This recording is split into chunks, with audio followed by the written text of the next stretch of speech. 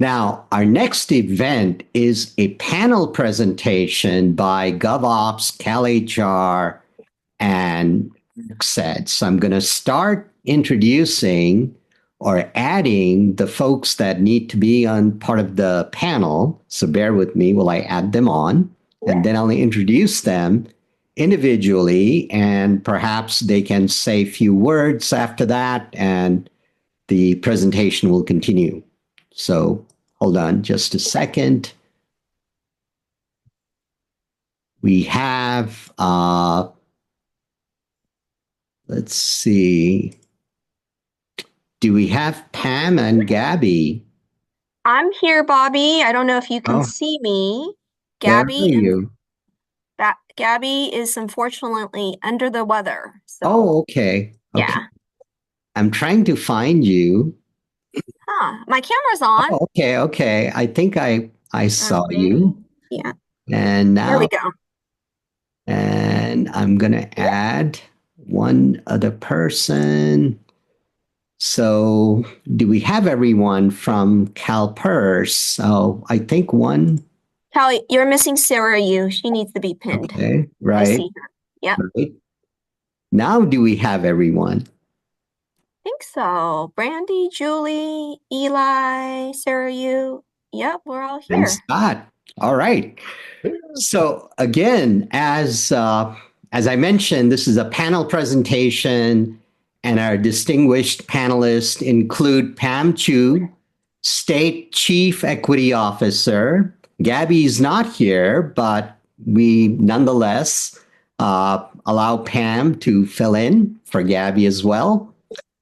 Brandy Blue, Assistant Chief Equity and Accessibility Management Services Division.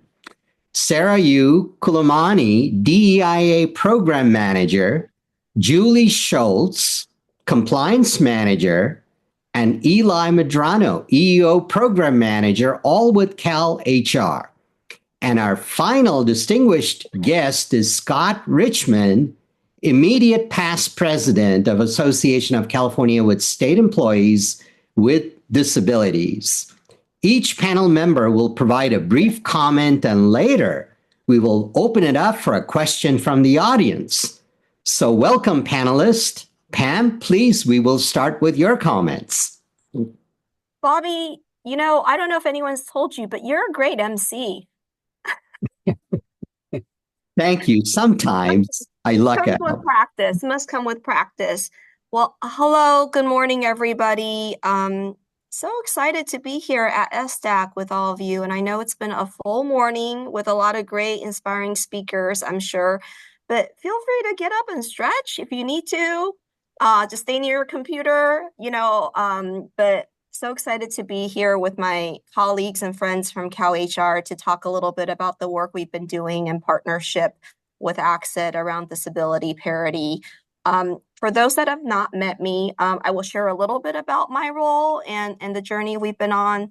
Some of you may know that this role of State Chief Equity Officer was created by the governor with support from the legislature a few years ago, and I've now been in this role since August of 2022, a little bit over 2 years. And the charge of this role is to provide leadership and work with all of our departments and agencies in embedding equity in state operations. So that includes workforce with CalHR, procurement, contracting opportunities for small businesses, working with DGS, technology. We have a big Gen AI EO. Some of you may have heard about that GovOps is working on.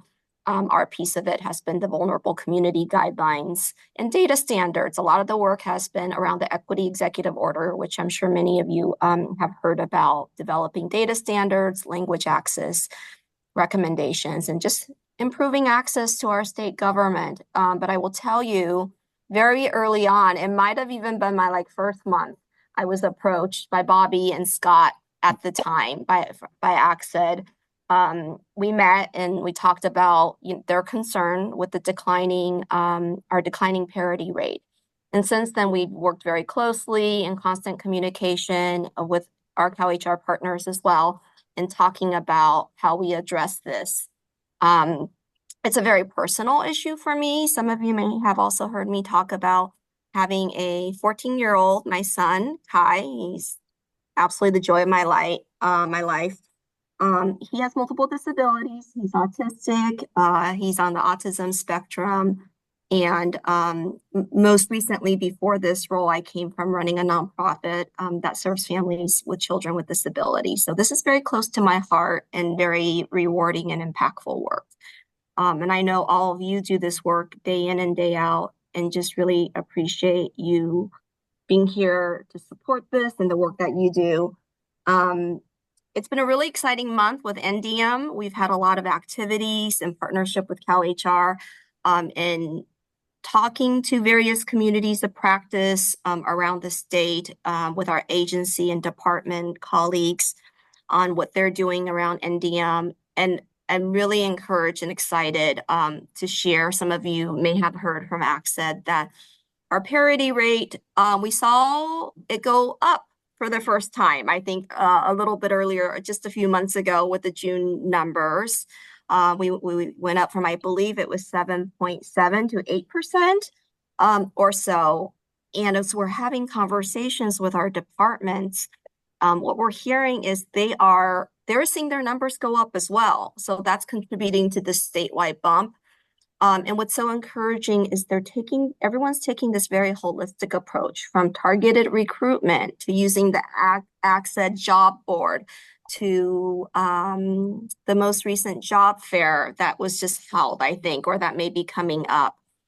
Targeted outreach, combining the use of policies such as reasonable accommodation policies, LEAP policies, with the DEIA piece, promoting inclusion and belonging, combining the two together. And I really believe in using DACs, revitalizing DACs, using employee resource groups to have this upswing. And the survey, of course, we talk a lot about the disability survey, and I'm really excited to share. I just pulled the latest numbers at GovOps. We're trying to model the way, and for the first time actually in a while, because half of our employees now have taken the survey. We're a very small agency, only 30 people. Our parity rate is now at 17 and some percent. We're meeting the parity rate. Actually, I haven't even had a chance to share that actually with my colleagues because I just got this number last night. So super encouraged and want to actually pass it off to my CalHR colleagues to talk about the work that they're doing and what the resources they offer and support for all of our departments. I'm not sure if this is going to Sarah you or Brandy. Thank you, Pam. This is Brandy Blue. I'm going to go ahead and start off for the CalHR group. So I too am happy to be here. So I'm Brandy Blue. I am the Assistant Chief of CalHR's Equity and Accessibility Management Services Division, EAMS. I also have disabilities. I just want to share that I use the pronoun she and her. I have long gray and brown hair that's pulled into a bun, and I'm wearing glasses, a yellow shirt, and a green floral scarf. So the 2024 ending theme, I want to tie it just a little bit to myself personally. So it's access to good jobs for all. And that's the reason I joined DAC when I first started state service. I previously taught middle school and high school, where many of my students had a wide range of disabilities, both visible and invisible. And those students, once given the opportunities and the tools, thrived in their creativity and innovation. And that made me think, the state needs them or folks like them. So at CalHR, we embrace access for all, which is a powerful reminder of our commitment to provide workplaces where everyone can succeed. I want to recognize the importance of reasonable accommodation, LEAP, upward mobility, and the inclusive practices. So all potential employees and state employees have equal opportunities to contribute and grow. As a collective, we need to prioritize breaking down barriers and providing an inclusive workplace culture. State government plays an important role in advancing the recruitment, hiring, retention, and advancement of people with disabilities. And our program managers and compliance team connect with every department and provide guidance and resources to help them increase the number of people with disabilities in their workforce. all of the focus and efforts departments have been putting towards this work has made an impact. And Pam talked about this already. So yes, we have increased from 7.7%, which was the rate at the end of 2022. And so now we are at 8% as of June 30th, 2024.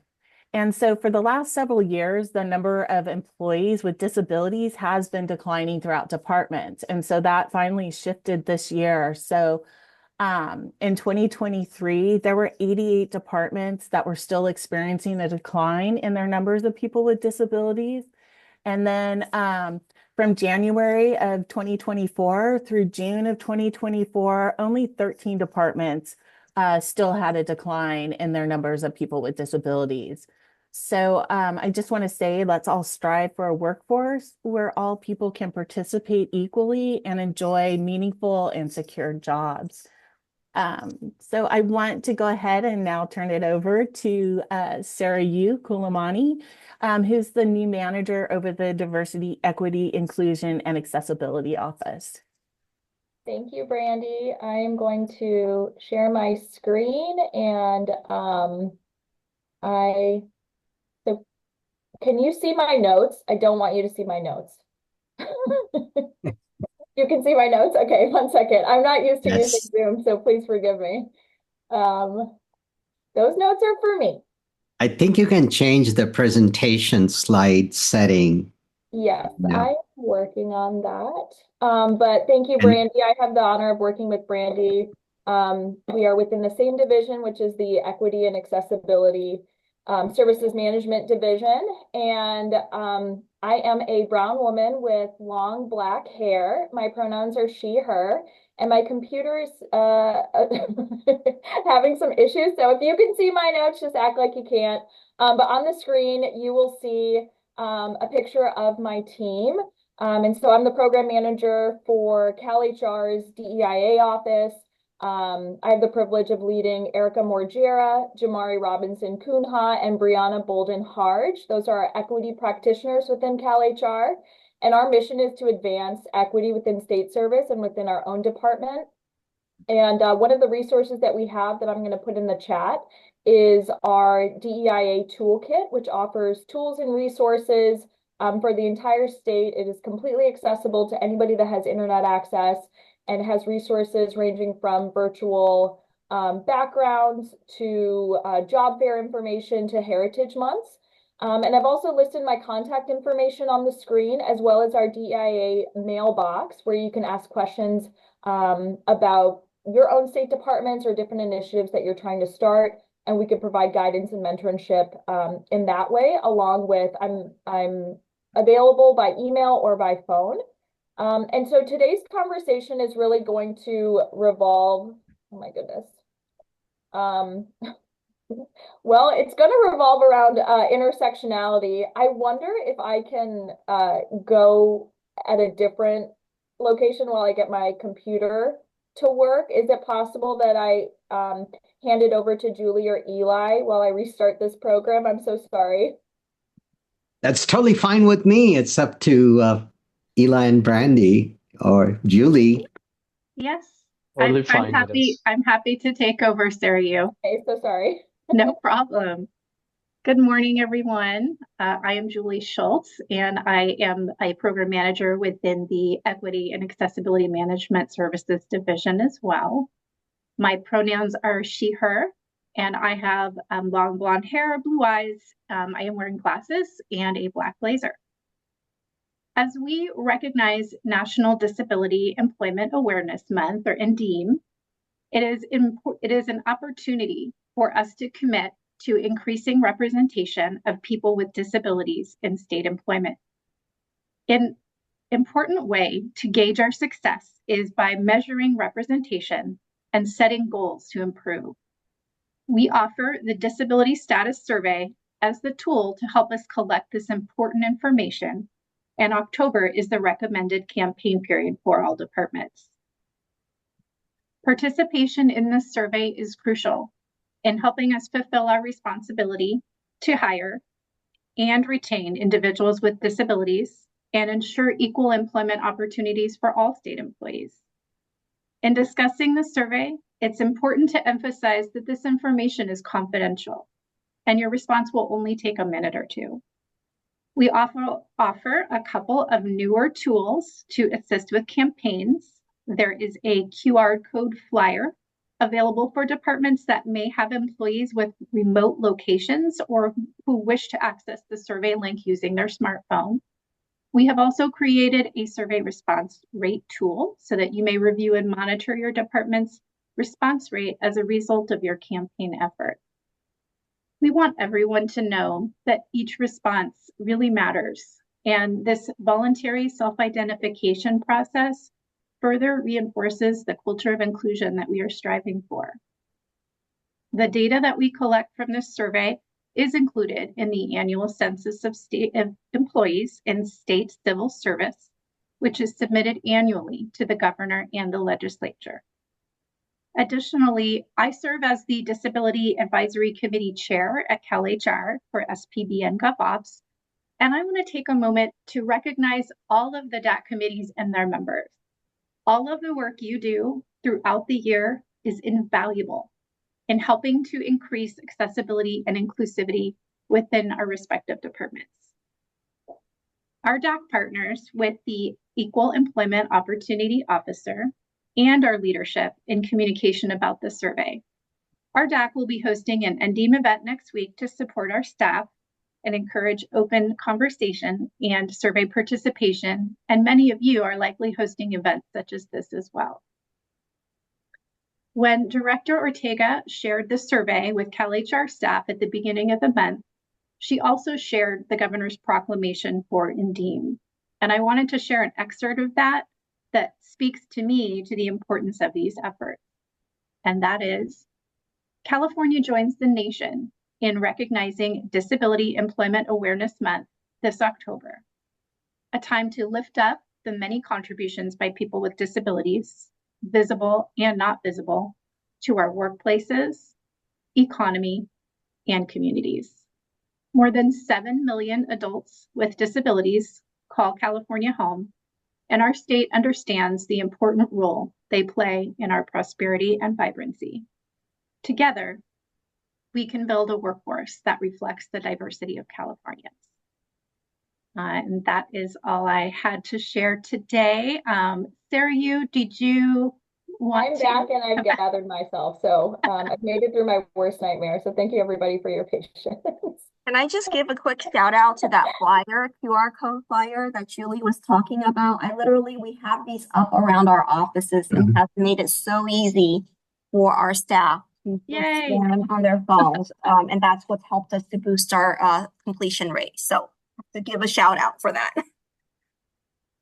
Alrighty, so now I think, can you see my notes? Yep. Okay, you can see my notes? No, we can see your slide. No notes. Mission accomplished already. Okay, Yes. Thank you everybody. Today I just wanted to briefly talk about intersectionality. And so, for those of you that don't know, our communities and our society is made up of our social identities. And so on the screen is a Venn diagram of many social identities in our society today that includes gender, race and ethnicity, class, abilities, sexual orientation, and nationality. The definition of social identity just reflects how we see ourselves and how others see us with respect to these major social categories. And so intersectionality refers to the complex and cumulative way in which the effects of multiple forms of discrimination combine, overlap, and intersect to produce and sustain complex inequities within our society. And so essentially, this notion is that people have multiple identities that interact with each other to influence their experiences, and disability is one of those identities. When considering disability and intersectionality, it is very important to recognize that people with disabilities not only have different abilities, but also carry other identities that can impact their experiences in this world and in our workplace. And so I will be putting our sources from Vanderbilt University in the chat along with my contact information after I'm done presenting. And I wanted to just briefly go over some different examples of how this shows up in the workplace. And so some intersectionality examples would include Ava. Ava is a Black woman who is deaf. She faces unique biases compared to both her white male and female coworkers, as well as other deaf individuals. And then we have Alexander, a veteran facing the intersection of disability and foreign-born status. So he encounters biases and challenges in the workplace and in healthcare. His invisible disability and language barriers often lead to misunderstandings and underestimation by his team. And so the intersectional approach values our employees' unique experiences and identities and fosters an inclusive workplace where everyone can feel supported. And so by educating ourselves on social identities, on bias, on intersectionality, and anticipating our employee needs, we can create a more inclusive environment where everyone feels welcome and has everything that they need. I wanted to point out this last example of Lee. So Lee is an Asian woman with a disability, and she is overlooked for a leadership program for women of color because her supervisor only sees her as an employee with a disability. And so it's very important that us as leaders within the state understand that all of us are complex human beings and are very multifaceted and have different layers to our experiences as individuals in the workplace. And as an employer, it's very important that we educate ourselves on how we can make our environment the most inclusive it can be. So if anybody has any questions, you're more than welcome to ask in the chat. And so I wanted to just go over when it comes to our persons with disability and this marginalized community. This community faces systemic inequities such as lack of accommodations, face barriers such as unemployment, discrimination, cultural stigmas, and barriers to accessing healthcare. And so, if we can understand these systemic inequities, the compound challenges that come with having a disability, understand that there's typically a lack of representation, as we've heard about today, and gaps in policy, we can create a more inclusive workplace for all Californians. Again, if you have any questions, I'll be putting my contact information and our DEI mailbox email address in the chat, and I'd be more than happy to have a conversation with you afterwards. Thank you so much. Thank you, Sarah Yu. Good morning, everyone. I am Eli Medrano, and my pronouns are he, him. I am an Asian American male with dark brown hair and eyes, and I am wearing a dark blue shirt with a navy blue tie speckled with a monogram. I'm also wearing a light blue jacket and a pair of glasses.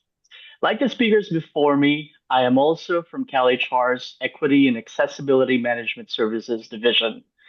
I am the statewide program consultant for EEO, Upward Mobility, Reasonable Accommodation, and the Limited Examination and Appointment Program, also known as LEAP. And in alignment with this year's theme, I would like to highlight LEAP as one of the gateways to good jobs in state service. And there are currently 124 LEAP exams hosted on CalCareers, which people with disabilities can take virtually. And as of yesterday, we have 205 LEAP candidates appointed so far this year. It is a promising data, and we can continue to improve on leveraging LEAP to recruit and facilitate career mobility for people with disabilities. In my last presentation, I highlighted the importance of the LEAP coordinator in the effective administration of LEAP in each department. And as a related resource, the LEAP coordinator course is available through CalLearns at zero cost to you. For those of you who may have attended previous SDAC meetings, you probably already know that I will also talk about reasonable accommodation, and particularly about a reminder that each state department has a reasonable accommodation coordinator and an EEO officer who can assist employees in their RA needs or concerns. Each department also has a reasonable accommodation policy and procedures. And as of last month, less than 5% of all state departments are still working on their RA policy. So most departments already have their reasonable accommodation policy in place and is being implemented in each of their departments. RA coordinators and EO officers may also consult with us on reasonable accommodation matters that may be unique or challenging. We are here to support them. Now, returning to this year's theme, access to good jobs for all, it is important to reflect on what this means. And as a person with a disability, I can confidently assert that I have a good job and that I have access to good jobs in state service. And to me, a good job is one that allows me to support myself and my loved ones, but it also allows me to contribute my knowledge, skills, and abilities. A good job is also one that is in a work environment that wants, respects, and values me. And how does that manifest? Through my employer's recruitment and hiring processes, through how my colleagues and managers treat me, through my employer's retention and upward mobility efforts. A good job is also one wherein I could be my authentic self, where the intersectionality of our social identity, our similarities, our uniqueness are recognized, respected, and revitalized. And to bring it back into practical terms, I'd like to reassert LEAP as a way of recruiting and appointing people with disabilities. I also reassert that an effectively administered reasonable accommodation process is one way to retain employees with disabilities. Both of these programs, and I'll add upward mobility to that too, could contribute toward a department's culture that authentically asserts commitment to DEIA principles and continuously provide access to good jobs for all. Thank you, Bobby, for inviting us and for this collaboration. And I thank the speakers before me as well. Thank you. Thank you. Thank you, Eli. Scott, you're the last person in this panel. Go ahead. Okay, thank you, Bobby. Most of you know me. My name is Scott Richmond. I'm a little bit south of middle-aged male with dark hair, fair skin, blue eyes. I believe I'm wearing kind of an off-white shirt and a red tie, but my color identifier sometimes is a little bit off. So forgive me if I have that just a little bit wrong. Also, my pronouns are he, him, and his. As Bobby mentioned, up at the very front of our presentation, I'm the immediate past president of ACSED, the Association of California. Scott, I think you got muted or something. Can you hear Scott?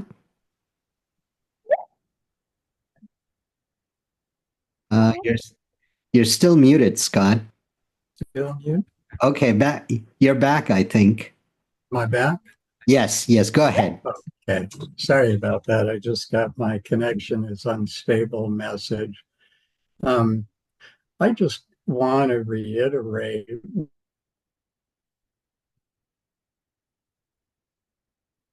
Well, I think your connection is failing you again, Scott.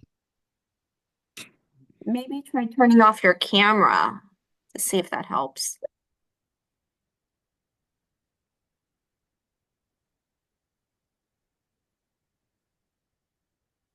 Or just do what you normally do. How about now? Okay, you're fine. Go ahead. Okay. I'll talk fast so that nothing further happens. I just wanted to reiterate what Pam, Brandy, Julie, Sarah, and Eli have said. Absolutely everything they said is true and worthwhile. some of what they've reported on are things that we in ACSED and that Bobby, as co-chair of SDAC, have been pushing for, in some cases, many years. Assembly Bill 313, Assembly Bill 1195 are both catalysts or springboards for some of the things that GovOps and CalHR reported on today. I would just like to talk for just a little bit about how all of this ties into your role as a chair, vice chair, secretary, or member of a DAC. One of the most important things that DACs can do is to advocate and educate. It's extremely important that departments are doing outreach and recruitment activities to try to attract and employ people with disabilities. And then, as Eli said, it's also important to provide reasonable accommodation once they're in the door.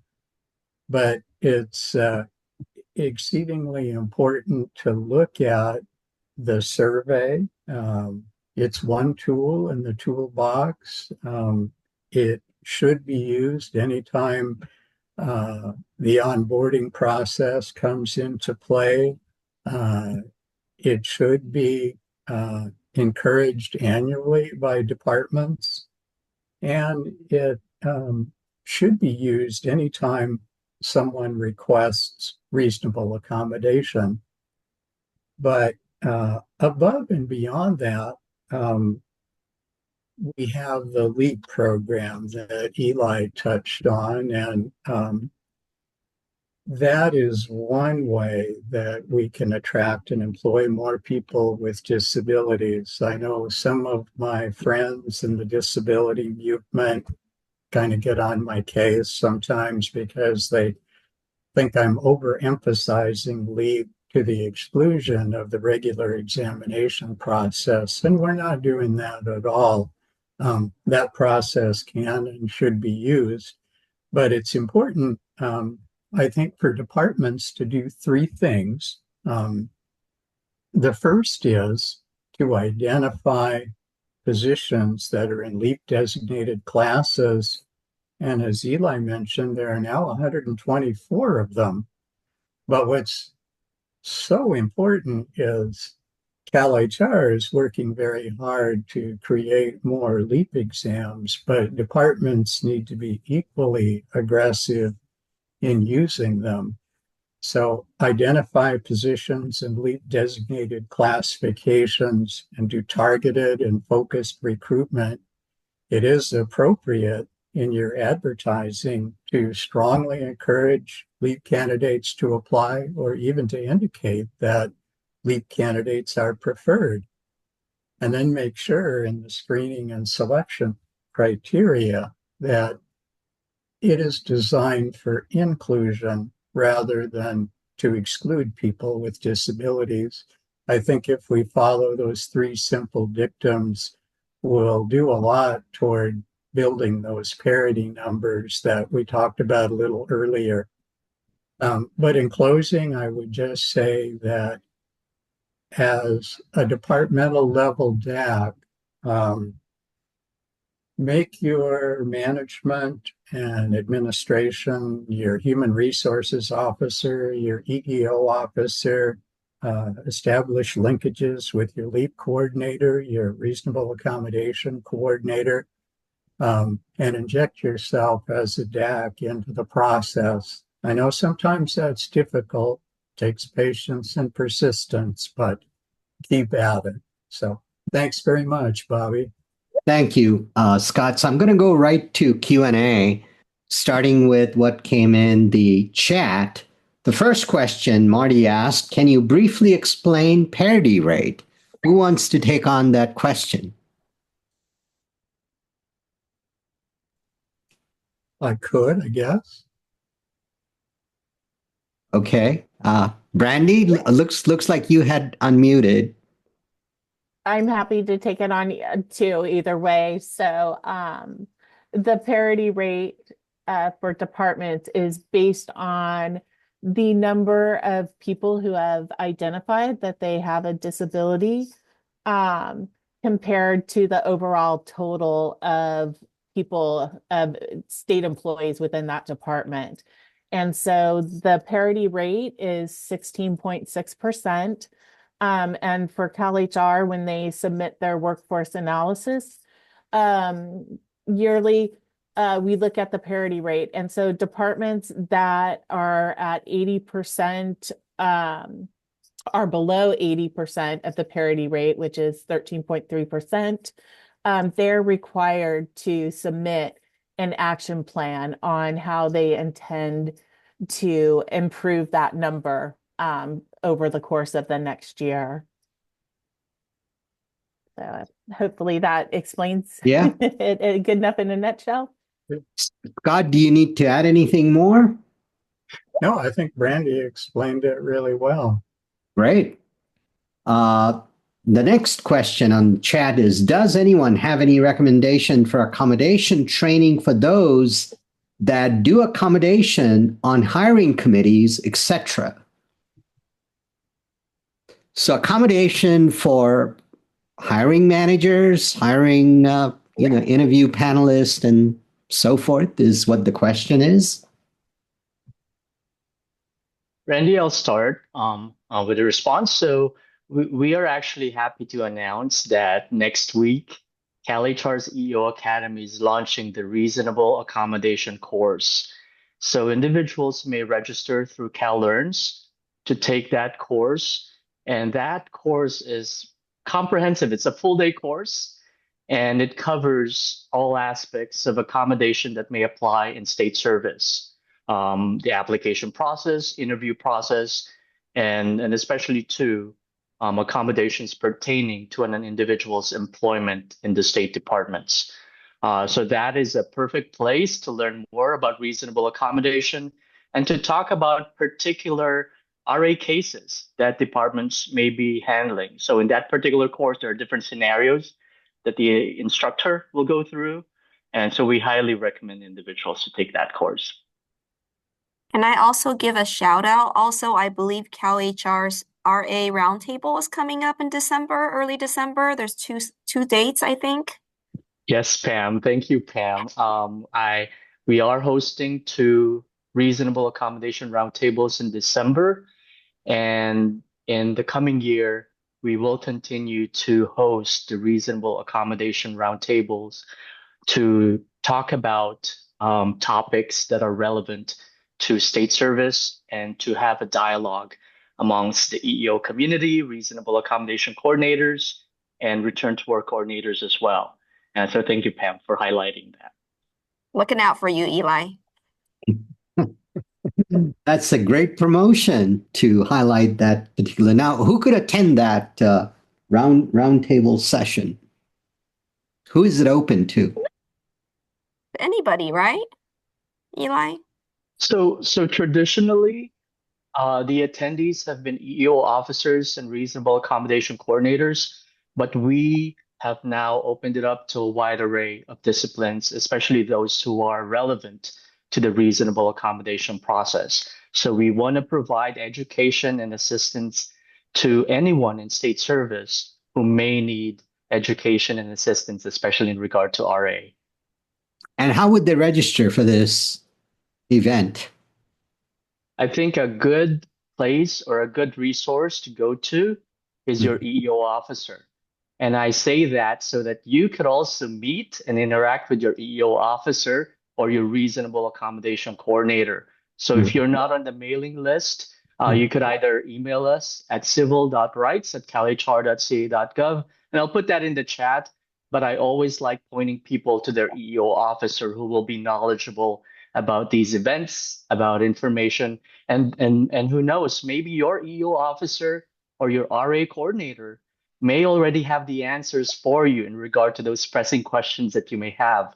We look into your EEO officer and RA coordinator as our partners, as extension of CalHR, in terms of providing education to everyone throughout the state. So please look into them as valuable resources, especially since they're located in your department. Thank you, Bobby. That's an excellent response, and you're going to post the email list to be listed on the chat, correct? Okay, well, that's great. So now is the time to ask this distinguished panelist any question that you may have about anything that they mentioned or anything that's concerning to you. So you can do one of two ways. One, you can simply unmute or raise your hand and ask your question.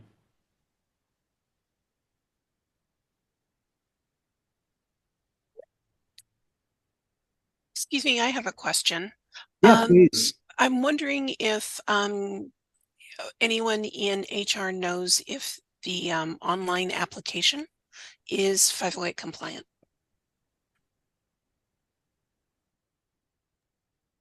Could you be more specific? Which online application are we talking about? Just when you go to apply for a new position and you're filling out the application with all your previous experience, your qualifications, and so on. How accessible is that? Does it rise to 508 compliance? The application, the state application, should be 508 compliant, so it should meet all the standards. So, but if there's ever an issue that arises that maybe somehow had slipped through the cracks, because sometimes these things need to be manually done, and the checkers and people miss something, please let us know, and we can address it. That's a great question. We have Lisa raising her hand. Lisa, please go ahead and unmute. Ask your question. Okay, my question is just a general question. And my question is, we've had great speakers today with wonderful, very important information providing to us DAC chairs. Are we going to get these YouTube videos? Because what I've noticed is for the majority of the year, we haven't gotten any of this. And it's very important that we get this information to share with our DACs. Yeah. It's not fair to the various state agencies, right? And it's a wealth of information that's not being provided to us. A concern. Lisa, your complaint is absolutely valid. I take full responsibility for not having those videos done. This is one reason why I am also telling publicly everyone that you can record these events that are being conducted on SDAC yourself in your own laptop, your own devices that you have. I have no restrictions of doing that. So if you wish to have a video of these programs be available, the only exception is when we have a guest requesting that don't record my segment, and there's only a handful of guests that make that request, then we do not allow recording. But otherwise, by large, majority of the recordings can be obtained by doing it yourself. So you don't have to rely on me. But I take full responsibility for not having that done. And there's a reason for that. I'm not going to make any excuses, but nevertheless, my response to you is take charge of this matter yourself and do your own recording.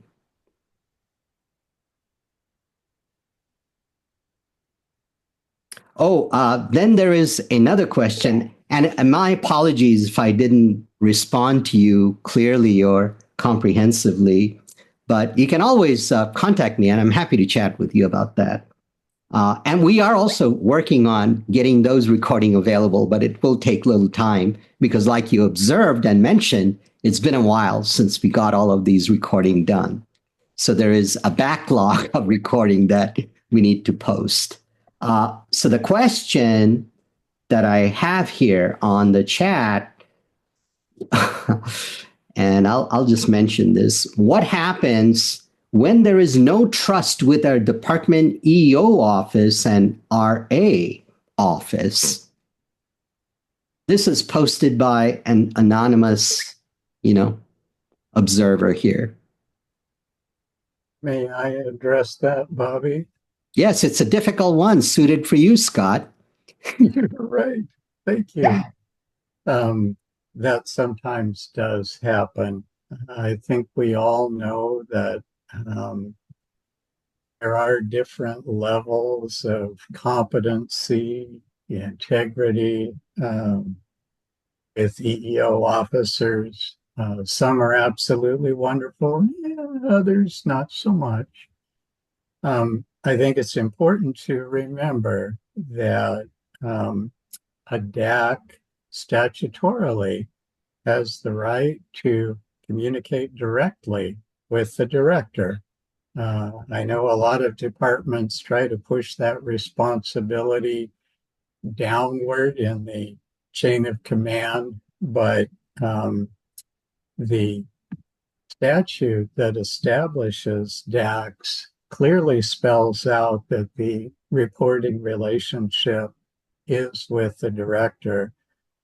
So if you're just not getting satisfaction from your EEO officer or whomever below your director, write your director and explain the situation. I know that takes a little courage sometimes, but sometimes it takes that in order to try to get what we're all looking for, and that is a more free flow of information and a greater level of accessibility across the board for applicants and employees with disabilities.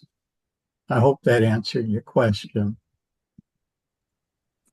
Thank you, Scott. Any other questions for the panel? If not, I'm going to say well, no, we have somebody raising hand. Veronica, go ahead, unmute and ask your question. Hi, thank you. I'm Veronica. I'm the current chair of the EDD DAC. So our DAC has made a real concentrated effort on increasing our parity rate. We've actually combined the survey with our ending videos, and we have hit parity for the first time in a very long time. We are currently at a little over 19%. I just wanted to know if you have any suggestions for us to keep that momentum moving forward. Veronica, I have to say first, congratulations. And I know you're doing an outstanding job with use of the LEAP policy because at our recent agency level community of practice, we had Levi, I believe. Is that your EEO officer? One of them. One of them, right? He came and actually talked about all the ways that EDD is utilizing and deploying LEAP policy. So I just want to congratulate you on that. Thank you. I echo that. Congratulations, Veronica. That's amazing. I am very certain that the work that you're doing is a big part of why that parity rate, your parity rate is increasing. So, I mean, I can share suggestions. They may be things that you're already doing. I think that communication, of course, about the survey is really important. I think that the events, awareness events and training events that the DAC sponsors are really important in creating that that space and that trust and ability to have open conversations and check the box on that survey and feel okay with that. Not feel that you're going to be retaliated against or anything like that. So I think that's what the DAC can do. Again, collaborating with leadership, collaborating with your EEO officer. It sounds like you're doing the work for sure. So just continuing to do it. Looking for as many ways as you can to get the survey out there. Scott, I think you touched on this. Perhaps your RA coordinator sharing it, making sure it's maybe the DAC and new employee orientation. So those types of things. It sounds like you're doing it. I hope that's maybe helpful for you or other departments. I'll put my information in the chat too as well. If you have any other questions. Sarah, you have your hand up. Go ahead, please. I wanted to touch on Veronica and Rihanna, I think is the name, of a question that was about culture in the chat. And, you know, I'm not sure how the department or departments are organized. You know, CalHR is, when we're in office, you know, in a building, kind of all together. And I know there's a lot of state departments that have, you know, various regional offices. And so it's very difficult to kind of get together. But when it comes to culture shift, I'll just say in my experience, sometimes the smallest moments have the largest impact. And, you know, to talk about your own disability requires a lot of courage in the workplace. And that kind of bravery in the past in a traditional workplace has not always been appreciated. And those of us that struggle with disabilities understand that and the nuances and vulnerability that's required when you're asked to disclose that information. And so you know, I'm grateful to work within an office that encourages that, but doesn't require or push that.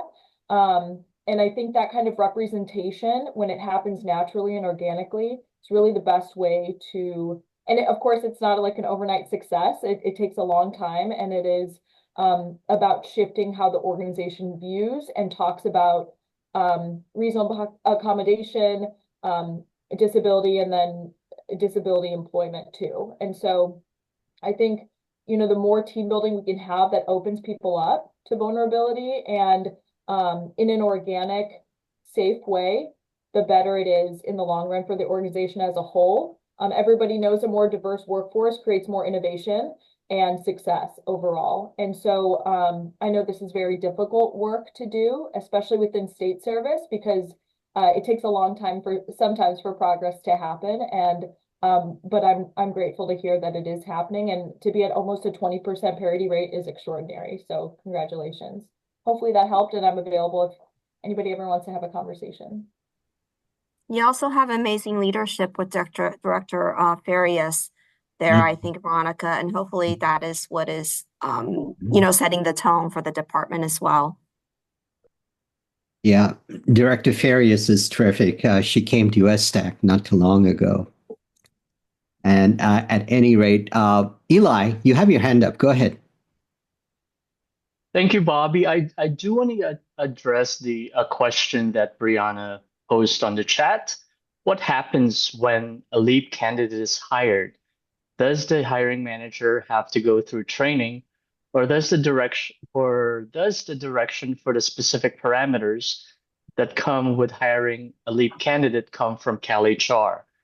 So we do provide guidelines for LEAP coordinators in terms of how to administer the process, but we do recognize that each department has a sense of uniqueness in terms of how they administer the LEAP process in their own department. So my recommendation to you, Brianna, have a dialogue with your LEAP coordinator, with your EO officer, and find out how your department administers your LEAP process.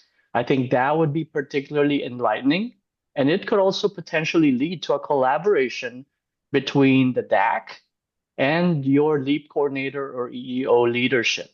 And we always encourage these collaborations amongst the DAC and the EO officer also to promote, earn, and perhaps restore trust. I know that someone raised that potential issue earlier. And we encourage individuals to have this dialogue. You know, your EO officers,